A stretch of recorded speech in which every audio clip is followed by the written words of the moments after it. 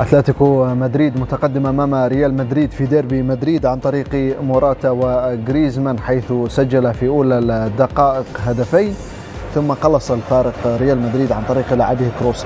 يعني تقريبا كل ما حدث في الشوط الأول كابتن طارق كان متوقع بأن يقبل ريال مدريد أهداف في بداية اللقاء، ولربما قد يعني يحاول في العودة مرة أخرى ريال مدريد.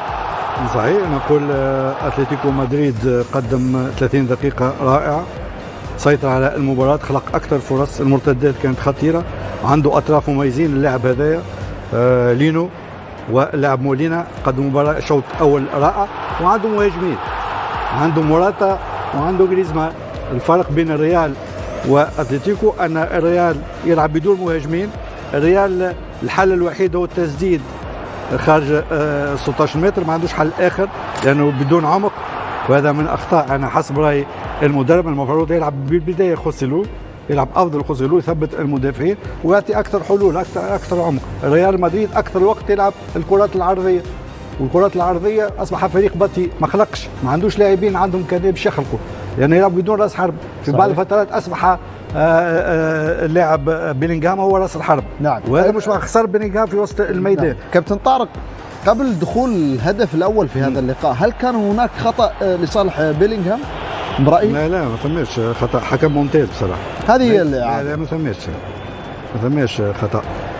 كابتن محمد، ممكن بعض الحكام يحسبها ممكن، لكن هو الحكم بصراحة تدخل مش تدخل. لكن شوفوا مولينا واللاعب لينو على الأطراف. مولينا لعب شوط أول مميز هو لينو، لأنه يلعب بحرية مطلقة، ما ثماش لعب بكثافة عددية في وسط الميدان، لكن وسط الميدان ما سيطرش فريق ريال مدريد في كل لقاء حتى الآن يقبل أهداف في أولى الدقائق أول ربع ساعة. ريال مدريد طبيعي. شوفوا الهدف، نشوفوا ألابا مانيش عارف مين يلعب في الكورة أو المنافس نتاعو. هذا أول هدف على مدريد من قبل موراتا. خبيث موراتا في الكورة هذه، أنا نلعب في دار، لكن التمريرة كانت ممتازة. والهدف الثاني غريزمان، شوفوا غريزمان وذكاء غريزمان في الهدف.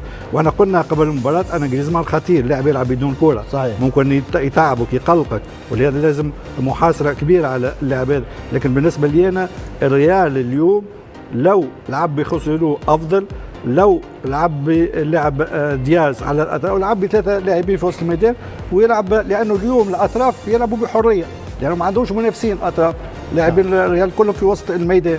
ولهذا كانت سيطره كليه لفريق اتلتيكو مدريد، كان ممتاز في الشوط الاول، لكن من بعدها رجع الريال ما عنده الحل الا من التسديد، ما عندوش حل اخر. نعم كابتن، انت قلت غريزمان خبيث قبل المباراه، الان اصبح موراتا، انت غيرت كلامك، اصبح موراتا هو الخبيث اكثر. لا موراتا وغريزمان شوف غريزمان كيفاش يلعب. فريق عنده هجوم، فريق ما عندوش هجوم. نعم. فريق يلعب بدون هجوم، واستغلوا الاخطاء وهدفين بالراس. صحيح، يعني هدفين بنفس الطريقه. نعم. ونشوفوا الان اللاعب ألابا، اللي بصراحه ألابا بدايه الموسم ضعيف.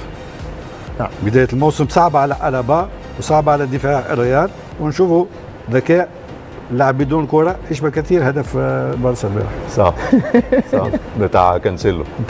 انما فين نجاح اتلتيكو مدريد يا كابتن طارق؟ الاجناب. ايوه الاجناب مكشوفه قوي بالنسبه لريال مدريد. صحيح. ولا جارسيا ولا فاسكيز قادرين يتعاملوا مع لينو ولا مولينو. نعم. فده النجاح بتاعنا بالنسبه لاتلتيكو مدريد. الكرات العرضيه دايما الاطراف شغاله كويس مع تحرك محمد. ما عندوش مهاجمين منافسين باش يرجعوا معاهم. دليل على ذلك كابتن محمد، دليل على ذلك ايضا كابتن طارق، يعني اهداف من عرضيه بالراس، هدفين. هو عيب الرسم الموجود او ميزه الرسم التكتيكي اللي موجود اللي بيلعب بيه سيميوني ال5-3-2، الاطراف دايما هي اللي هتبقى مصدر خطوره. صحيح. فلازم انت انشيلوتي تحميهم. دي بيلعب وقدام جارسيا، بدا بكروس ونهى بكامافينجا، وهنا الناحيه الثانيه فالفيردي مع فاسكيز. ساول اللي موجود لاعب وسط ملعب بيستغل المساحه اللي ورا فاسكيز عشان يعمل الكرات العرضيه مع التمركز. جريزمان اللي بدون رقابه، ده الشغل الهجومي الفعال بالنسبه للفريق كله. الكرات العرضيه، استغلال الاطراف الشمال واليمين عشان تعمل خطوره مع مسانده مع موراتا سواء من جريزمان او لوريانتي في بعض الاحيان. فالفريق هجوميا ناجح، واللي راح بيهم سجلهم بالنسبه لاتلتيكو مدريد. ايه اللي رجع بقى ريال مدريد؟ بمهاره فرديه بتاع كروس. تفادي الاخطاء. لا، اللي رجع ريال مدريد للمباراه هدف كروس. هو حاول يتفادى الثغرات. لا، 35 او يسد الثغرات. 35 دقيقه ريال مدريد مش موجود. اللي طيب. رجعوا للمباراه مهاره فرديه بالنسبه لتوني كروس. طيب كان هناك تحول في المباراه في الشوط الاول، كان هناك تحول بعد تسجيل الهدفين. اصبح ريال مدريد اخطر في الجزء الثاني تقريبا او الجزء الاخير من الشوط الاول.